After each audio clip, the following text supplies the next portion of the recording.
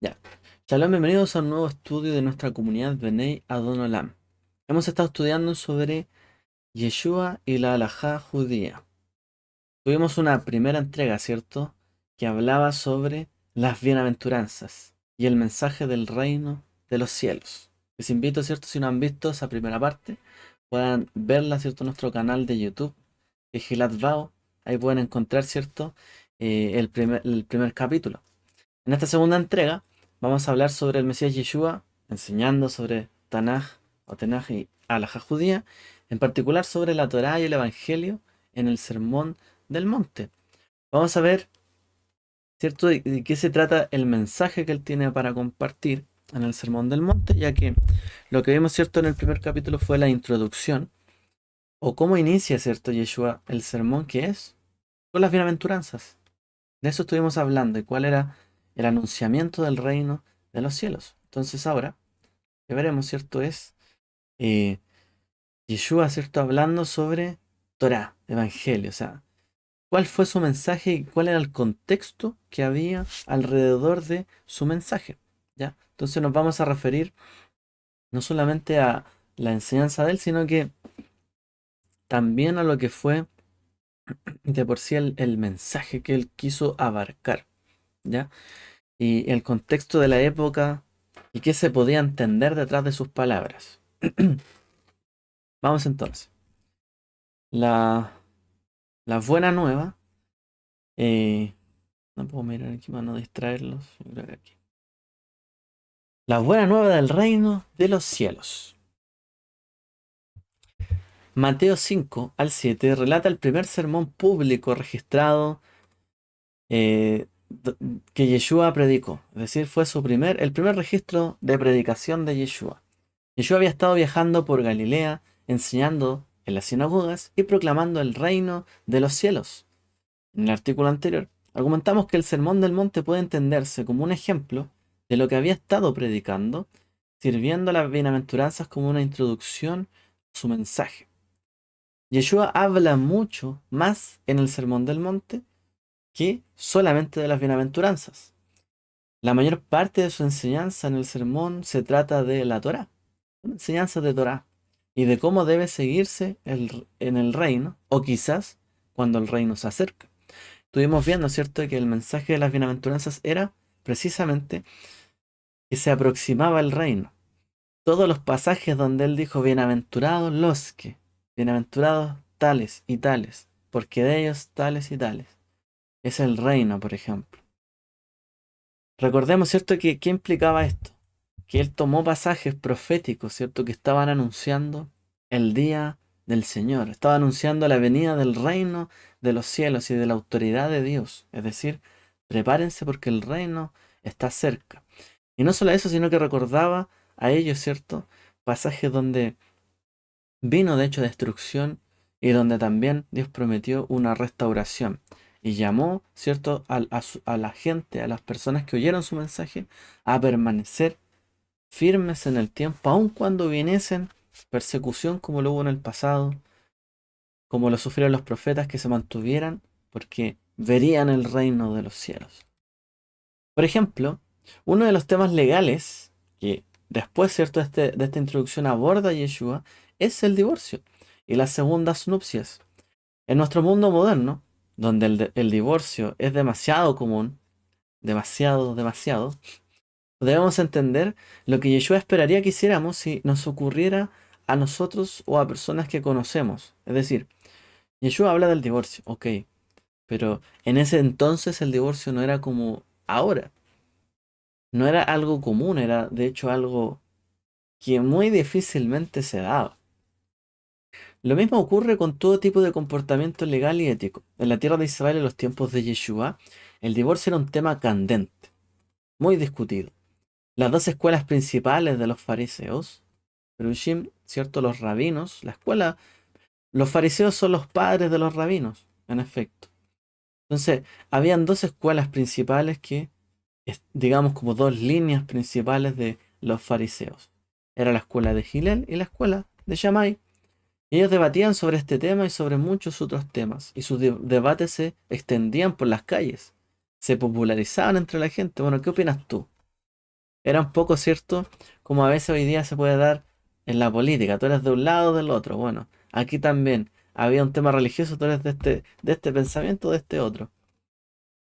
Debatían sobre estos temas, ¿cierto? En las calles, en las casas, en las sinagogas. De la misma manera que hoy día podríamos discutir sobre un tema controvertido como lo es el matrimonio homosexual. Ya. Hoy día, ¿cierto? Eso también se discute eh, en las casas, está el tema político, está en las calles, la gente lo habla. Bueno, en ese entonces ese no era el tema de discusión, sino que el tema era el divorcio. Yeshua nos enseñó en el vacío, hay un contexto.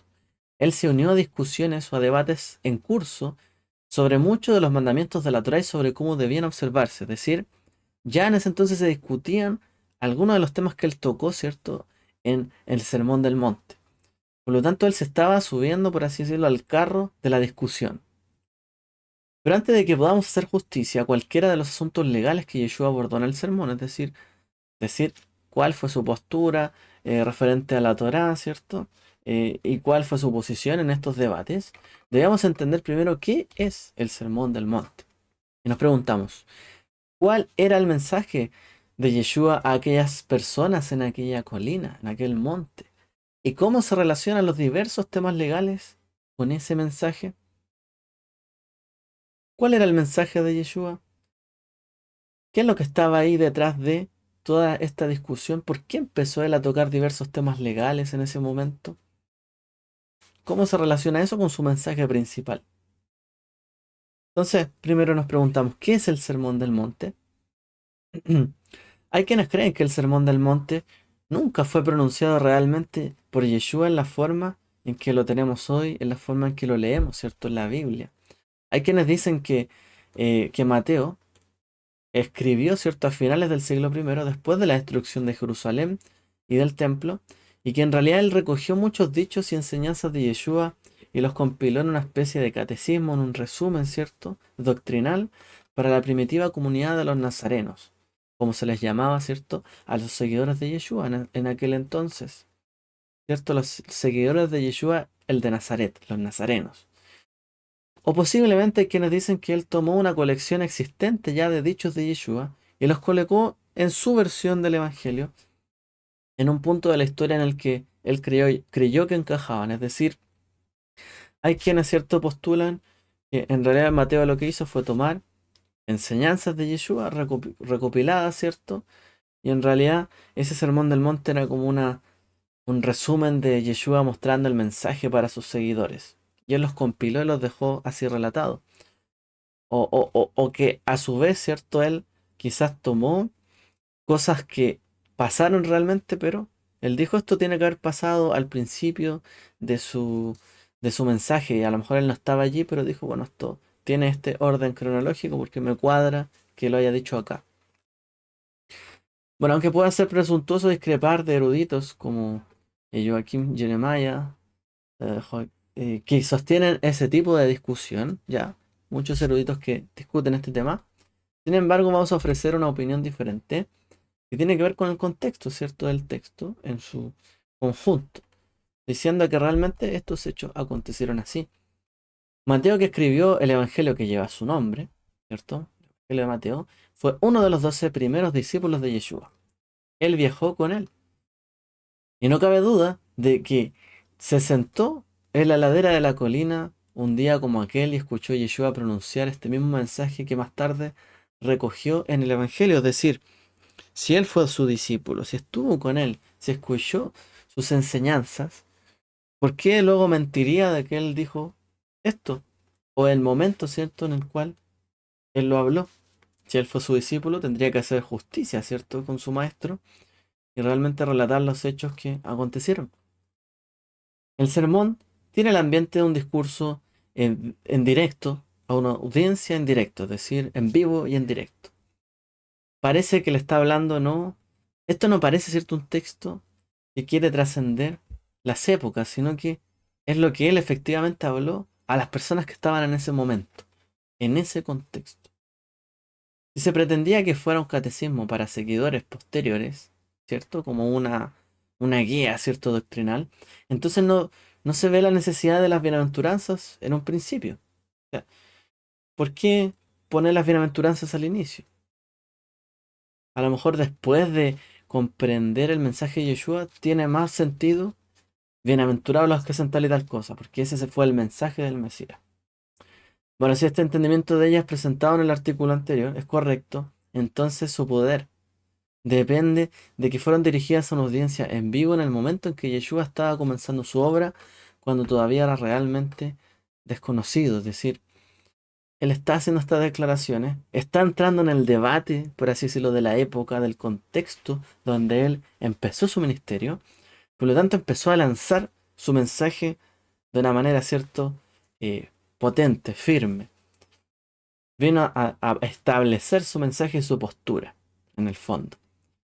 Dio su introducción y dijo, yo voy a hablar del reino de los cielos, voy a traer de vuelta el mensaje de los profetas, vivo al día de hoy. Y no solo eso, sino que voy a aplicarlo, ¿cierto?, a los temas que ustedes están debatiendo. El reino también se refleja en esto. Y, y él tiene que decir algo acerca de esto. Y las escrituras van a decir algo sobre estos debates. Yeshua se dirigió directamente a su audiencia. Él dijo, no penséis que he venido a abolir la ley y los profetas. También dijo, habéis oído que se dijo. O sea, habéis oído ustedes que están ahí. Considerad los lirios del campo. Es decir, hay un contexto. En los campos había lirios. Probablemente ahí mismo había lirios a su alrededor. Es muy posible que se pronunciara estas últimas palabras. ¿Cuándo? En la época del año en que los campos y las colinas de Israel cobraban vida con una deslumbrante variedad de flores silvestres, como sigue ocurriendo hoy en día. O sea, no parece una lección para una clase, sino que realmente él tomó, cierto, el lugar, el contexto y lo que estaba pasando para hablar su mensaje. Eso es lo que nos da a entender el texto.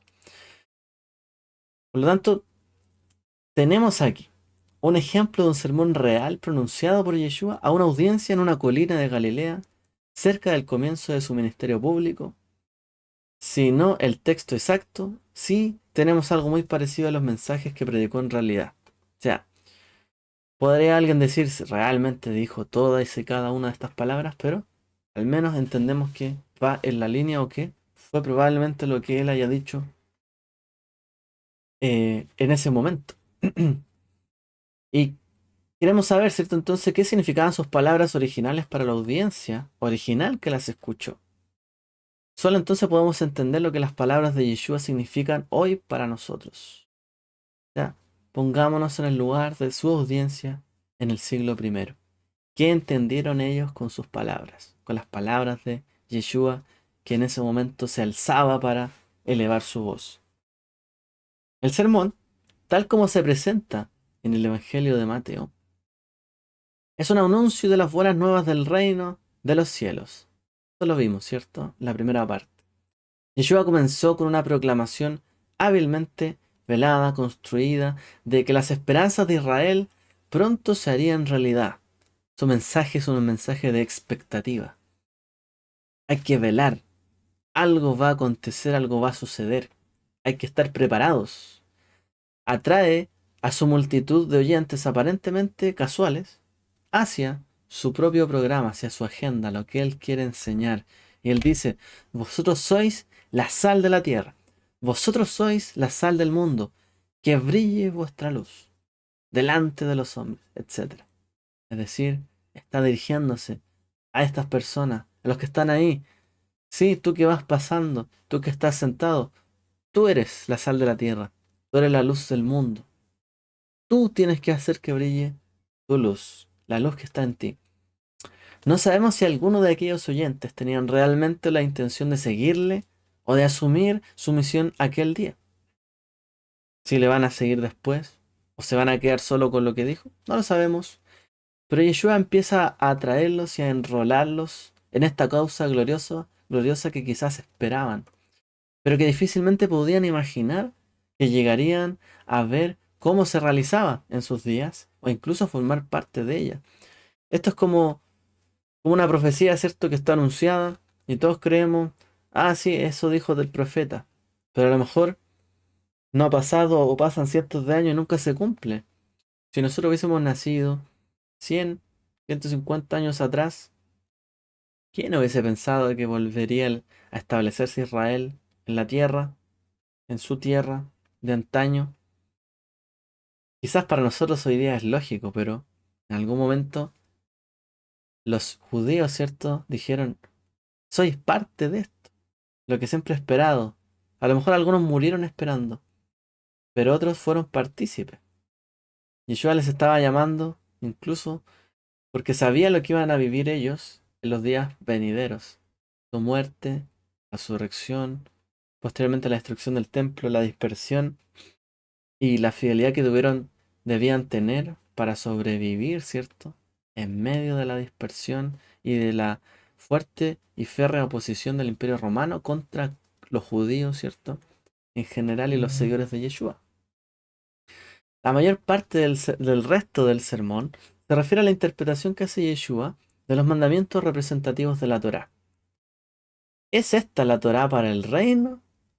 ¿O es, como sugieren algunos, una interpretación provisional de la Torá que debe seguirse mientras se acerca el reino? Es decir, hay quien dice, ¿lo que enseñó Yeshua es la Torá del reino de los cielos? Digamos, estando ante él, quizás ya habiendo partido de este mundo, en el reino de los cielos, lo que él enseñó es la Torá que viviremos en su reino, o nos está enseñando cómo deberíamos vivir aquí, ¿cierto?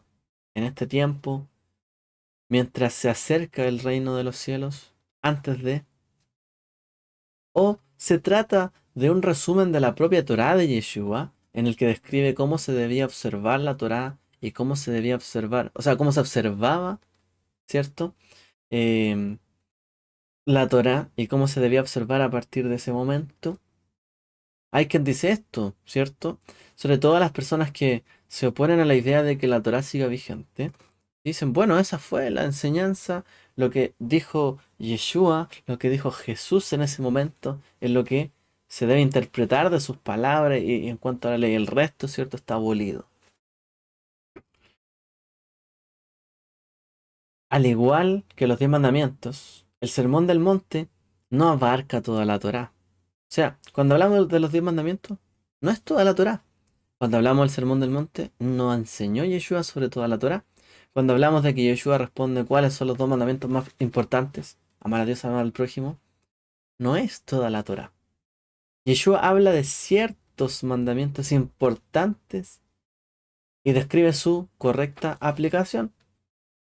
No vemos en general un orden particular en su elección de temas. Simplemente empezó a tratar variedades, ¿cierto?, de temas. Aunque podemos examinar esto en otro artículo que iremos viendo, ¿cierto?, más adelante.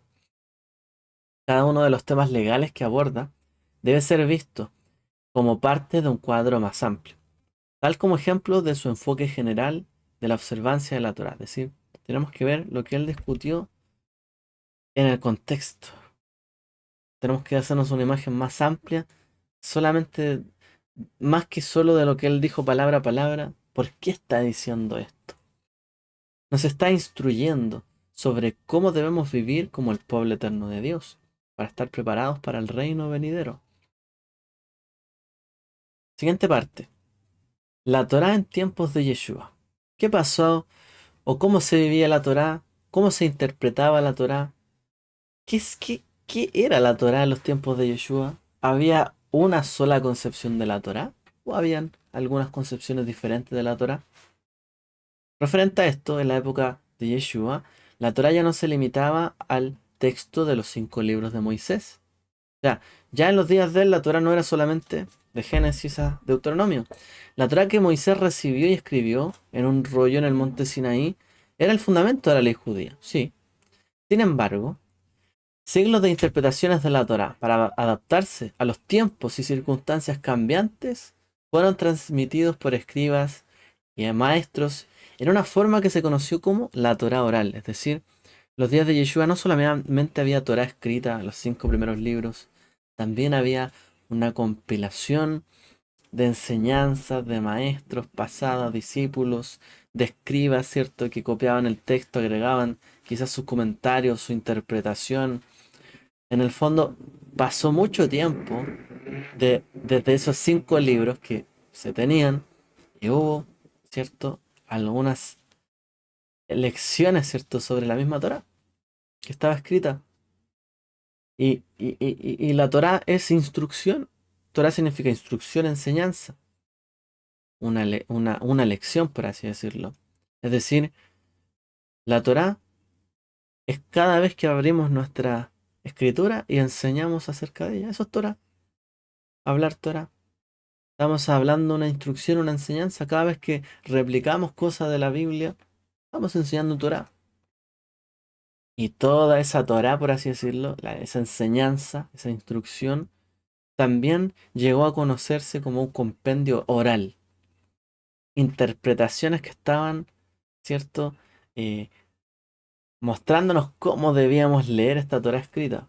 Algunos dicen que la Torá oral también se originó en el Sinaí. Hay quien dice que a Moshe no solamente se le dieron los mandamientos que están escritos ahí, sino que además se le enseñó su aplicación y él lo enseñó a los ancianos, ¿cierto?, de Israel, los jefes de las tribus, y esto se fue pasando así de generación en generación. Es decir, no solamente dio la Torá escrita, sino que habló mucho más sobre cómo aplicarla. Recordemos que Moshe se sentaba también a juzgar al pueblo, es decir, aunque hubiese Torá, hay cosas que había que tratarla, que se superponían mandamientos quizás. ¿Y qué hacemos en tal caso y en este otro? Había que dirimir, ¿cierto? Había que cortar eh, por alguna vía, ¿cierto? Algo había que aplicar. Este no es el momento de entrar en detalles sobre el origen o la autoridad de la Torah oral. Hay quien dice que la Torah oral no viene del Sinai, sino que es un compendio posterior. Hay quien dice que la Torah oral está al mismo nivel de la Torah escrita. Ambas son fundamentos del judaísmo.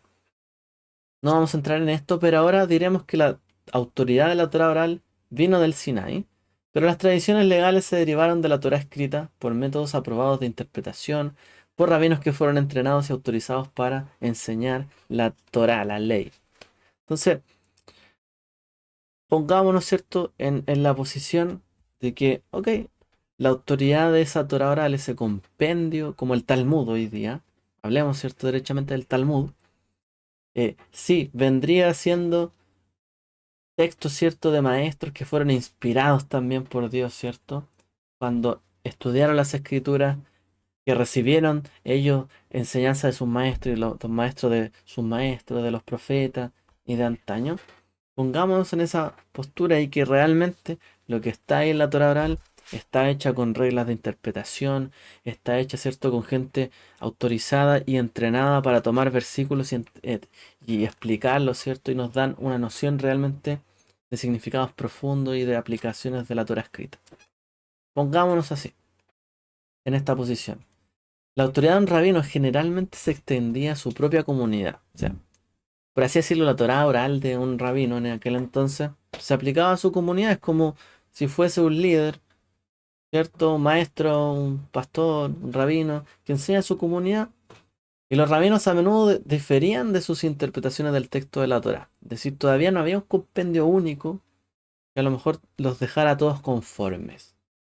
Cada maestro tenía su comunidad, venía de su escuela, enseñaba sus interpretaciones y en el fondo cada uno tenía su propia autoridad local. Las dos principales escuelas de la Torá entre los fariseos durante la época de Yeshua fueron fundadas por quienes, Hillel y Shammai, que fueron dos de los rabinos más famosos de la historia judía, cuyas disputas sobre la interpretación de la Torá se han convertido en legendarias. Ellos hablaron muchísimo, discutieron muchísimo de los mandamientos de la Torá. O sea, de cada uno de ellos hay una posición. Hillel decía esto y Shammai esto. Es decir, imagínense, hay más de 600 mandamientos. Ellos discutieron casi todos. Y cada uno tenía su posición de cómo se debía aplicar. Por lo tanto, se transformaron sus discusiones en legendarias. Y de hecho, Hillel y Shammai son anteriores, ¿cierto?, a Yeshua. Y es bastante posible. Hay quien dice, un dato que no sale acá, que cuando Yeshua va al templo, ¿cierto? Luego de cumplir su edad, ¿cierto? sus 12 años, va al templo y dice que estaban discutiendo y él se puso a discutir de la Torá. Hay quien dice que los datos o las fechas mejor podrían calzarnos con precisamente la vida de Hillel y Shammai en sus últimos años. Que ellos hayan podido ver inclusive a este joven Yeshua, ¿cierto? Hijo de José y Miriam, discutiendo sobre la Torá y también asombrándose. Hay quien dice, ¿cierto?, que podría coincidir los años, que ellos hayan escuchado de él. Siguiendo el ejemplo de sus fundadores, la escuela de Hillel tendía a adoptar un enfoque más indulgente, era más flexible en la interpretación de la Torá. Por el otro lado, la escuela de Shammai era más estricta. En general, se cree que Yeshua era más cercano en su estilo a Hillel, es decir, un poco más indulgente, el más paciente y gentil de los dos fundadores. Pero no nos equivoquemos. Si bien era más indulgente, iba por el lado de Hillel, de abrir la Torá a la gente, pero en algunos casos se inclinaba por la otra posición. Encontrar el equilibrio entre la adhesión estricta a la Torá por un lado y la misericordia y la gracia por el otro no era una tarea fácil. Es fácil pensar que la obediencia a la Torá podría determinar el destino de uno en el mundo venidero. Sin embargo, bien sabido que incluso las mejores personas con las mejores intenciones no suelen estar a la altura de un ideal tan elevado. Es decir, aun cuando alguien se esfuerce y decir, si cumplo todos los mandamientos, voy al mundo venidero. Pecamos, erramos, violamos la Torá. Nadie puede decir que no peca, o que no ha fallado en nada, o que siempre ha cumplido todo, como para decir yo me gané en mi obediencia al mundo venidero. Aunque no está bien incumplir un mandamiento de la Torá, también hay misericordia en la Torá. O sea, Dios sabe que fallamos, y dentro de la Torá también hay mecanismos, ¿cierto?, para la persona que no cumple la Torá. Los rabinos comprendieron que la Torá se entregó a todo el pueblo, no a una élite religiosa. Si la Torá debía ser practicada por todos, y no solamente por sacerdotes, levitas, todos. Estaba destinada a ser cumplida por la gente corriente, cualquier tipo de persona, y sus requisitos eran alcanzables por la gente corriente, con el perdón y la expiación a disposición de los que se tropiezan. Es decir, todas las personas podían acercarse a la Torá, al cumplimiento.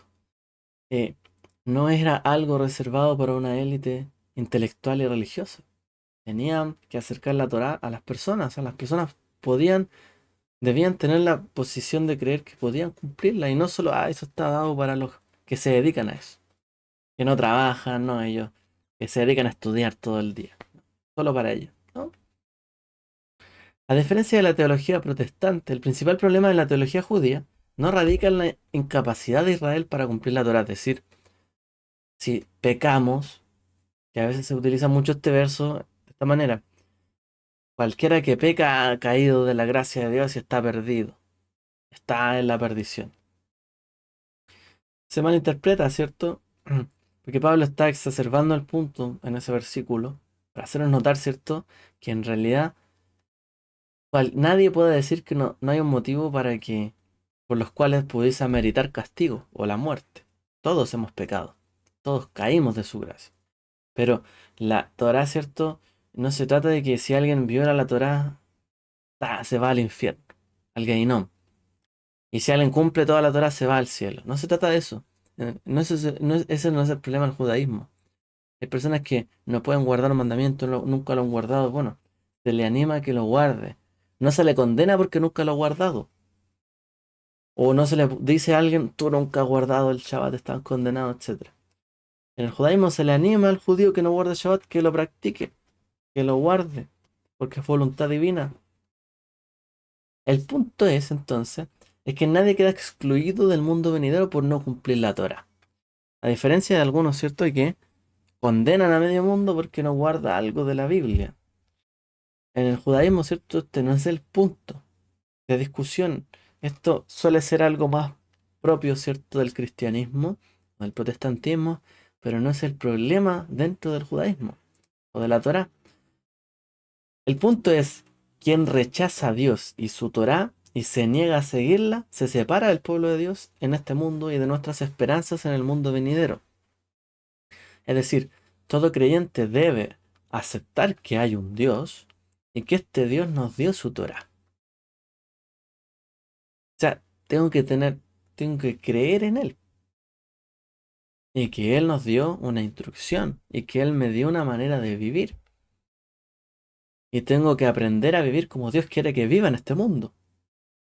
Pero si yo no quiero seguir la manera en que Dios me plantea la vida y las cosas que tengo que guardar y hacer, y si niego la existencia de Dios o que Él ha dado, ¿cierto?, su voluntad, bueno, en ese caso, yo me estoy separando, ¿cierto?, del pueblo de Dios, de Israel, y estoy perdiendo esperanza de vivir o obtener el mundo venidero.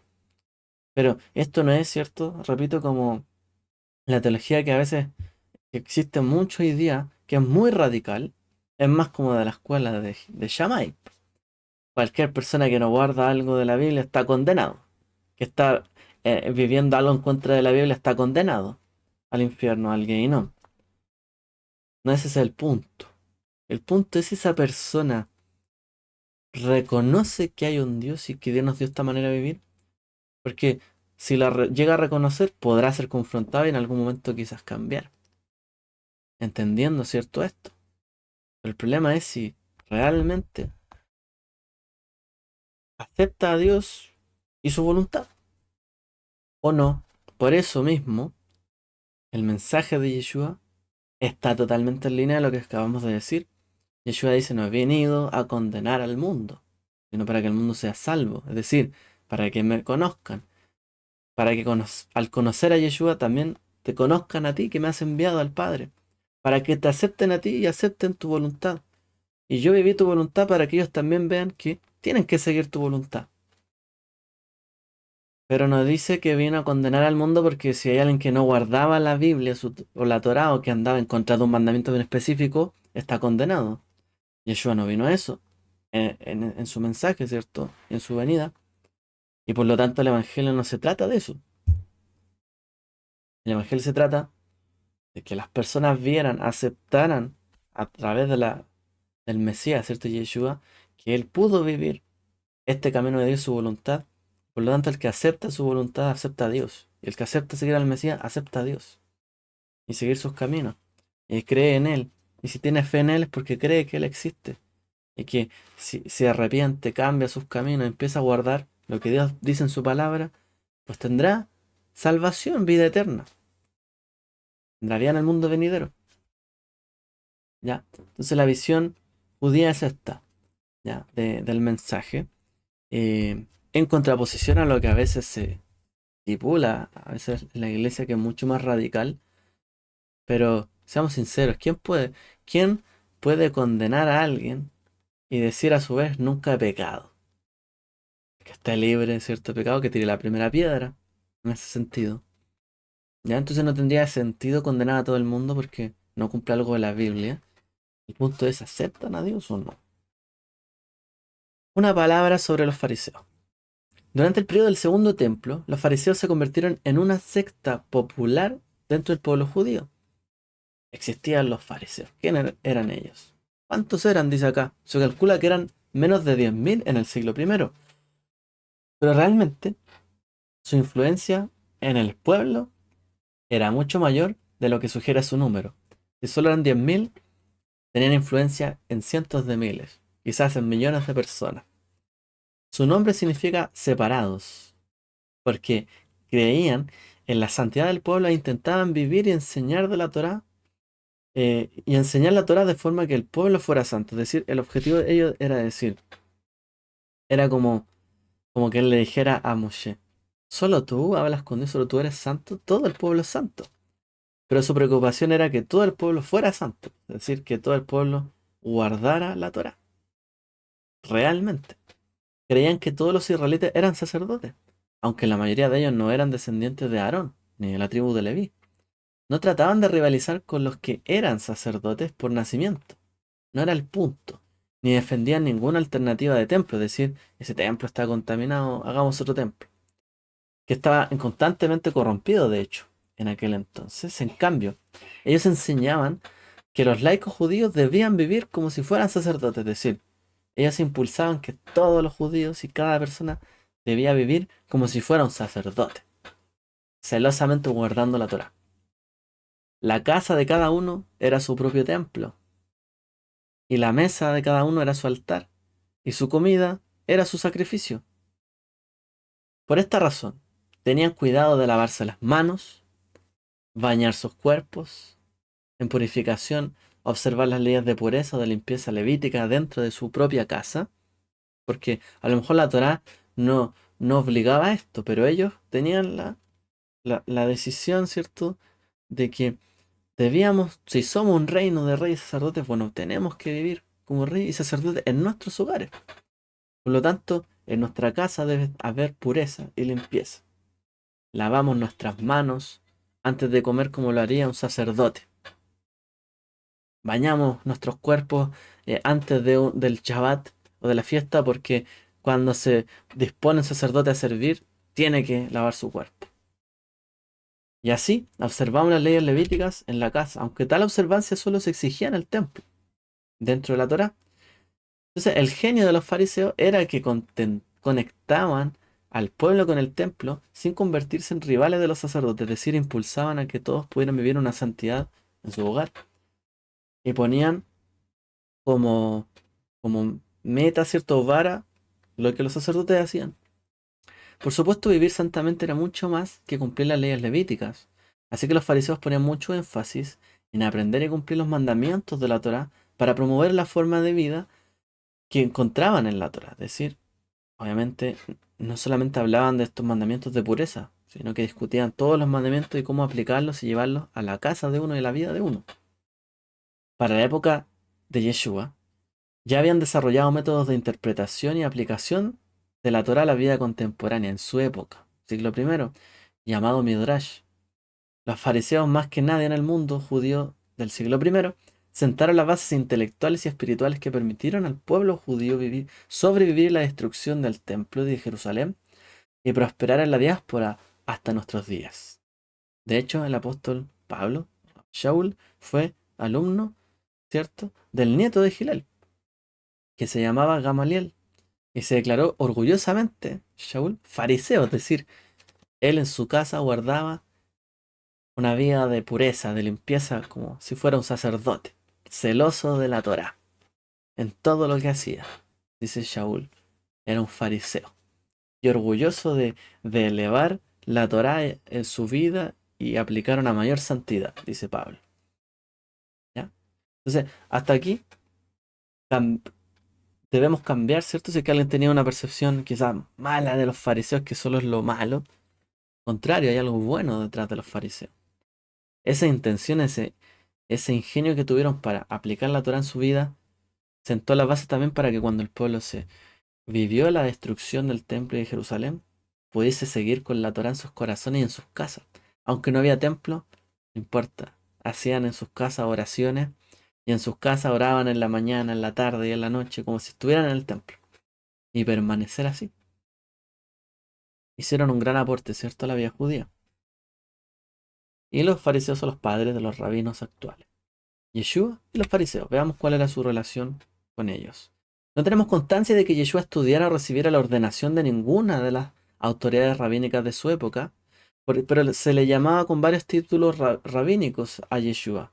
A Yeshua se le llama Rabí en Juan 3.2 y también se le llama maestro o Rabán, maestro en Mateo 12.38 y también se le llama Raboni en Juan 20.16. Es decir, a él se le llamaba como se le llamaba a los rabinos de la época. Rabí, maestro, que significa como alguien grande, ¿no? Que entrega mucho. Sin embargo, esto no significaba que tuviera ninguna autoridad rabínica de su propio grupo de discípulos y seguidores. De hecho, Yeshua a veces le preguntan, ¿no? ¿Y quién te dio a ti autoridad? ¿Quién te ungió de rabino? ¿Quién te dio semejá? ¿Ordenamiento para que hagas esto? Y él decía, el que me envió. Es decir, él no se identificaba con que alguien lo haya nombrado, ¿cierto? De rabino. Sino que él decía, mi padre me envió. Tampoco tenemos constancia de que Yeshua fuera miembro de la escuela de Gilel, ni que fuera miembro de los fariseos en absoluto, o sea, él nunca dice esto. Solo vemos que en su manera de interpretar la Torá estaba más cerca de Gilel que de cualquier de las otras escuelas de los fariseos, es decir, pero él también compartía con fariseos, de hecho. Lázaro, ¿no? Y su familia. Ciertamente no era un celote, ni era un saduceo, ni era un esenio, Yeshua, ni un simpatizante romano, ni un helenista. De hecho, encaja mejor Yeshua dentro del mundo de los fariseos, por su mensaje. Y es por eso que se ensarza en tantas discusiones y disputas con ellos. Es decir, no es que se estaba peleando simplemente con los fariseos porque sí, porque estaban equivocados los fariseos, sino que era dentro de todos los grupos con los que más valía la pena discutir esas cosas, porque no estaban tan lejos del reino. De hecho, recuerden que, por ejemplo, cuando habló con, ¿cómo se llama? Este hombre que le pregunta, se me olvidó el nombre, le dice, ¿cómo puedo nacer de nuevo? ¿Cierto? Y dice, bueno, ¿cómo nacer de nuevo? Y Yeshua tiene una discusión con él que le dice también, no estás tan lejos del reino. Es decir, él hablaba con los fariseos, con los perushim, porque dentro de todo Israel eran los que estaban más cerca del reino. De hecho, los puso de ejemplo al resto de Israel. Si ustedes no tienen la justicia que ellos tienen, tampoco podrán acceder al reino. O sea, valía más la pena discutir con los fariseos que estaban más preocupados de la Torá que el resto de Israel. Y que el resto de los judíos, ¿cierto? Que estaban en otra sintonía. De hecho, eran los más cercanos a él, los que más le importaban. Esas disputas eran disputas familiares para él. Los fariseos discutían entre ellos. Eso era normal. Esta era una de las maneras que trataban de entender la Torá, discutiendo, poniendo en jaque algunas cosas, tratando de sacar verdades de allí. Yeshua no los trataba como enemigos la mayor parte del tiempo. Ellos tampoco lo trataban a él como tal. Claro, a ver, tuvo ciertos problemas con algunos, ciertas autoridades y líderes, pero no significaba que con todos. De hecho, Yeshua tuvo muchos discípulos fariseos. Lo pueden ver en el libro de Hechos. Durante su vida, especialmente al principio de su obra pública, Yeshua era un maestro entre muchos en Israel. Como tal, se unía libremente a las disputas legales entre las dos escuelas y con frecuencia se le pedía o desafiaba que diera su opinión o tomara una decisión sobre los asuntos de la Torá, tal como se hace en el Sermón del Monte. Es decir, a Yeshua se le incitaba, se le preguntaba, se le inquiría y se le desafiaba para que respondiera cosas minuciosas de la Torá. ¿Y qué hacía Yeshua? Las discutía, hablaba, tenía algo que decir. O sea, era un maestro, como el resto también, y se unía a estos debates y también tenía algo que decir. Y también lo hizo en el Sermón del Monte. Vamos ahora hacia la última parte de esta segunda entrega, de Yeshua y Alajá judía. La aproximación de Yeshua a la Torá, un equilibrio entre la ley y la gracia. El acercamiento de Yeshua a la Torá era similar al de la escuela de Gilel. Él enseñaba el espíritu de la Torá, con amabilidad y paciencia. Una vez, él y sus discípulos pasaban por un campo de grano en sábado. En Shabbat, los discípulos empezaron a arrancar granos, descarrilarlos y comerlos. Esta es una de las turbias áreas grises de la ley del Shabbat. Arrancar y comer granos de un campo de paso estaba permitido en Devarim. Ya, voy por un lado, puedo arrancar y comer. Está permitido.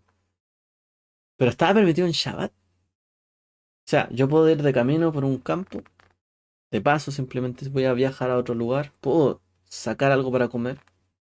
Está en mi mano, ¿cierto? Pero puedo hacerlo en Shabbat.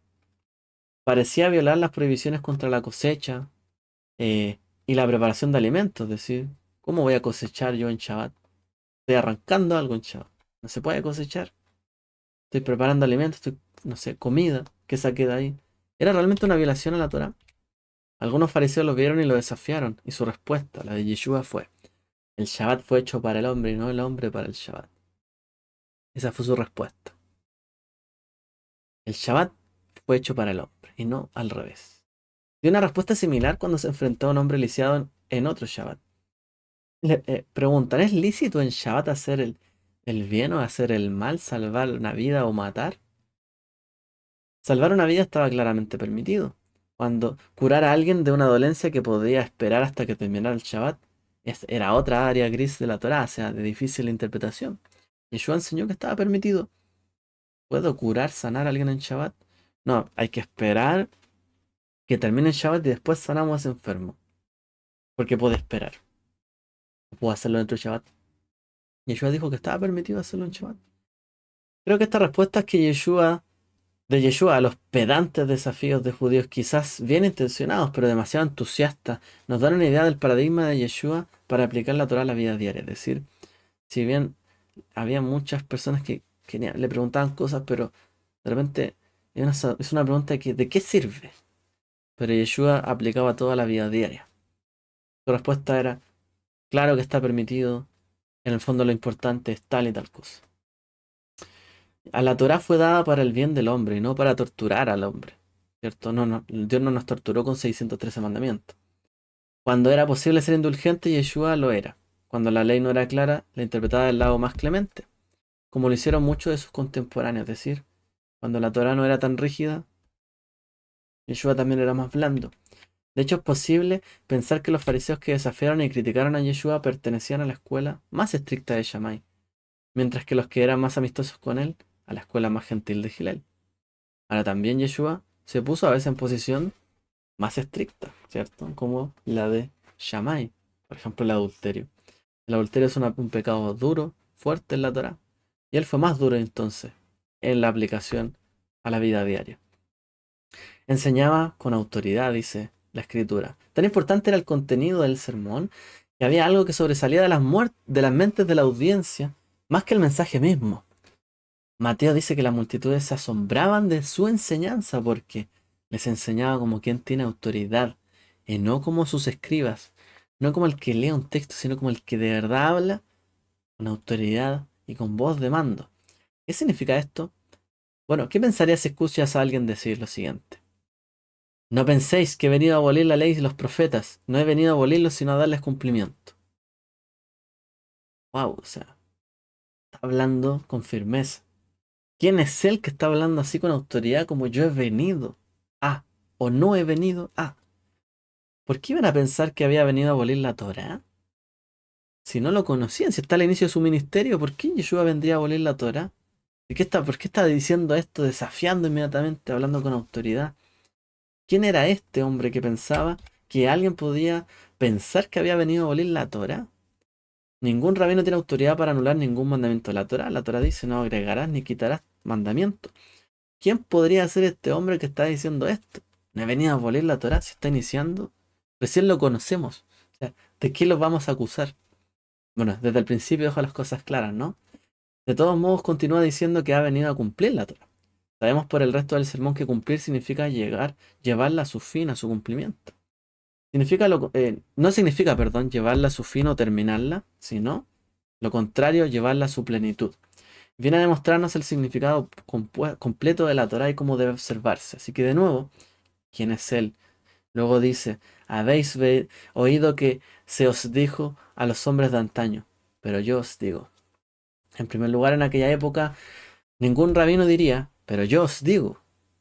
Esa frase debería haber sobresaltado en sus oyentes. O sea, es como, ustedes escucharon esto, ya, yo les digo otra cosa. O sea, ustedes escucharon eso de atrás, ¿qué haría un rabino? Como nos enseñaron nuestros antepasados, tal y tal cosa. Pero él dice, pero yo os digo. Los rabinos y escribas siempre enseñaban el nombre del maestro de quien habían aprendido. Te enseñó del nombre de Rabí Yossi que le enseñó el Rabí Yohanan tal cosa. Sé diligente en tu cumplimiento de la Torá, etc. Pero no decían, oíste que se dijo, pero yo les digo. Cada rabino citaba a su maestro. Y así enseñaban. Así se lee en el Talmud. Esto era una cuestión de principios en aquellos días, pero eso no es todo. Al menos algunos de los dichos que oímos decir proceden de los 10 mandamientos. No matarás. No cometerás adulterio, dice en el sermón. ¿Quién dijo esas cosas? Dios. En la única ocasión en la historia en que habló con su propia voz a todo el pueblo de Israel fue en el monte Sinaí. Entonces, ¿qué debemos pensar cuando Yeshua está diciendo? Pero yo os digo. Dios dijo eso. ¿Por qué le está diciendo pero yo os digo? ¿Va a contradecir a Dios? ¿Va a mejorar lo que Dios le dijo a Israel? ¿Quién es este hombre? ¿Quién es realmente Yeshua? ¿Va a mejorar lo que dijo Dios si Dios ya habló? No cabe duda de que Yeshua tenía la intención de plantear exactamente esta pregunta en la mente de sus oyentes. Él estaba despertando esta curiosidad. Lo que dijo era sin duda importante, pero igual de importante era hacer que la audiencia se preguntara quién podía ser él. Actuaba como un maestro itinerante, como un rabino, y hacedor de milagros, y en su tiempo había otros que hacían lo mismo, sin embargo, él era diferente. Sus enseñanzas no eran solamente solo sobre la práctica de la Torá, la vida moral y la confianza en Dios.